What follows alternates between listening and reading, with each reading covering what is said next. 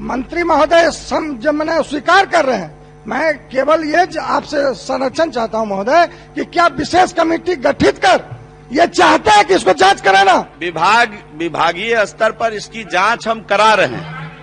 नमस्कार, मैं हूं शुभे और आप देख रहे हैं न्यूज फॉर नेशन।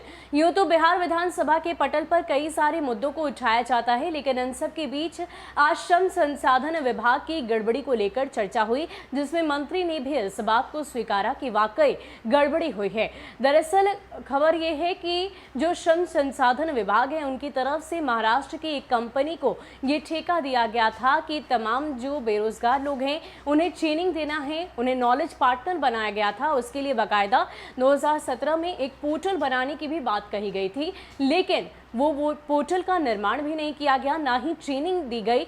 अब ऐसे में बिहार विधानसभा अध्यक्ष विजय सिन्हा ने इस मामले को गंभीरता से लेते हुए सदन में एक कमेटी का निर्माण किया है और कहा है कि इस मामले में आगे जांच पूरी की जाएगी। श्रम संसाधन मंत्री जीवेश कुमार ने सदन में बताया कि MKCL कंपनी जो महाराष्ट्र की है उसे ट्रेनिंग का जिम्मा दिया गया था। उसने पोर्टल भी बनाना था लेकिन नहीं बनाया। 2020 में पोर्टल बनाया गया। जांच में ये बात पता चली कि महाराष्ट्र की कंपनी MKCL ने 24,59,000 रुपए से अधिक राशि ले ली, लेकिन आगे जब उसका भुगतान होगा उसमें यह राशि काट ली जाएगी। इसकी जानकारी कंपनी को दे दी गई है। मंत्री ने बताया कि कंपनी को 2017 में पोर्टल बनाना था लेकिन उन्होंने नहीं बनाया, फिर भी उस अवधि का पेमेंट उन्हें कर दिया गया। श्रम संसाधन मंत्री ने सदन में स्वीकार किया कि कंपनी ने गड़बड़ी की है। यह बात प्रमाणित हो गई है, इसमें कहीं ना कहीं गलती हुई है। विभागीय स्तर पर इसकी जांच की जा रही है। मंत्री के स्वीकारोक्ति के बाद विपक्ष भी खड़ा हो गया और कहा कि यह वित्तीय मामला है, इसकी उच्च स्तरीय कमेटी से जांच कराई जाए। सदस्यों ने कहा कि महाराष्ट्र की कंपनी ने करोड़ों का गबन किया है। विधायकों की मांग पर विधानसभा अध्यक्ष विजय सिन्हा ने सदन की कमेटी बनाने की सिफारिश की है। इस मामले को लेकर सत्ता पक्ष और विपक्ष के तमाम विधायकों का क्या कुछ कहना है और सदन में कैसे इस मामले को लेकर कार्रवाई आगे बढ़ी, छोड़े जाते हैं आपको उसके पूरे वीडियो के साथ। ऑनलाइन किया हुआ है सर, और था पिछले दिन भी छपा हुआ भी आया उत्तर, आप पढ़ दीजिए। ये बहुत लंबा उत्तर है इसका। सदस्य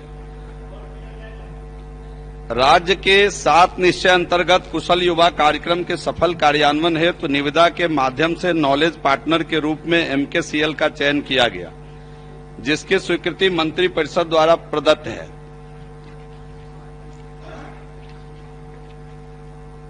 तदुपरांत विधि विभाग से एक कारनामा प्रपत्र की विदीक्षा कराकर MKCL एवं श्रम विभाग के बीच 15 जुलाई 16 को एक कारनामा निष्पादित किया गया। इकरारनामा की अवधि 5 वर्षों की है। मूलतः इनका प्रश्न का उत्तर है हुजूर कि MKCL को भुगतान की प्रक्रिया के संबंध में वित्त विभाग से परामर्श की अपेक्षा की गई थी।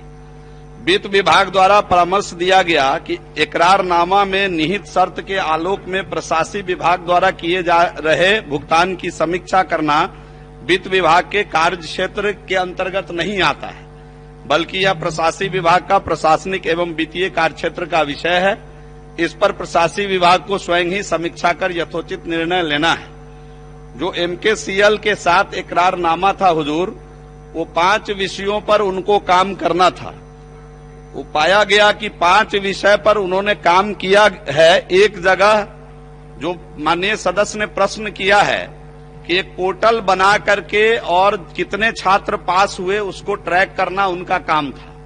जो पोर्टल समय पर MKCL के द्वारा 17 में बनाना था, जो नहीं बन पाया, मैं इसको मानता हूं, और वो 20 में बना है।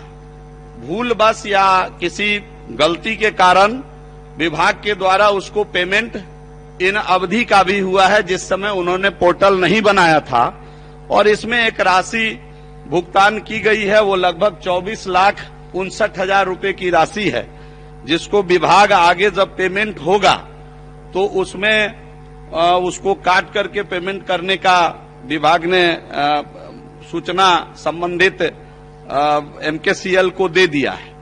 तो ये विषय है सर। विकासशील कार्यक्रमों के अंतर्गत भुगतान को हमेशा ही अंतिम भुगतान के पूर्व सामंजित कर लिया जाता है, अतः उपरोक्त शीर्ष में कुल भुगतान 24,59,000 में से कटौती की राशि निर्धारित करने के पश्चात इकरारनामा की शर्तों के आधार पर नोटिस निर्गत करते हुए विधि सम्मत कार्रवाई की जाएगी।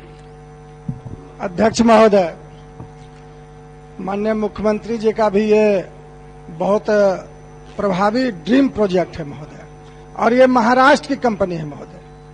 ये महाराष्ट्र से आकर यहाँ पर 2016 में ही महोदय युवाओं के लिए प्रशिक्षण जो देते हैं, इनको नॉलेज पार्टनर के रूप में लिया गया महोदय। प्रशिक्षण देने के उपरांत युवाओं को रोजगार की जानकारी के लिए प्लेसमेंट पोर्टल का प्रावधान भी करना था महोदय, लेकिन महोदय ये प्रावधान 3 वर्ष तक 2016 में ही करना था। पूछिए, समय कम है महोदय। ये थोड़ा लंबा समय देना पड़ेगा महोदय। सारे बारे में महोदय 2020 में इन्होंने पोर्टल बनाया। क्या महोदय इस बीच में जो नियोजन करना था, जो यहाँ के आयोजक थे जिनको वो आज तक युवक नियोजित नहीं हो सका महोदय, इसके लिए जवाबदेह कौन है महोदय?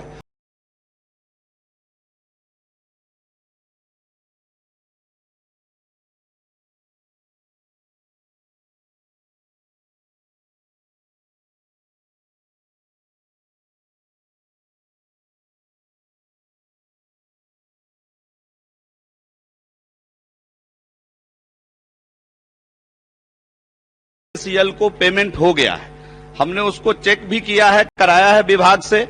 उसमें उसने पोर्टल के एवज में बिल रेज किया है, वो गलती उसकी पकड़ी गई है और उसकी जांच हम विभागीय स्तर पर करा रहे हैं, और जो कठोरतम कार्रवाई इसमें विधि सम्मत होगा हम करने के लिए तैयार हैं हुजूर। माननीय सदस्य महोदय इसमें 11,28,000 एडमिशन लेना था और इन्होंने केवल 8,24,000 पास आउट हुआ है महोदय। ये 3 लाख महोदय ये एक्स्ट्रा पैसा ले लिया महोदय एमकेसीएल की कंपनी ने महोदय। मंत्री महोदय मैंने स्वीकार कर रहे हैं। मैं केवल ये आपसे संरक्षण चाहता हूं महोदय कि क्या विशेष कमेटी गठित कर ये चाहता है कि इसको जांच कराना। अध्यक्ष महोदय, विभागीय स्तर पर इसकी जांच हम करा रहे हैं।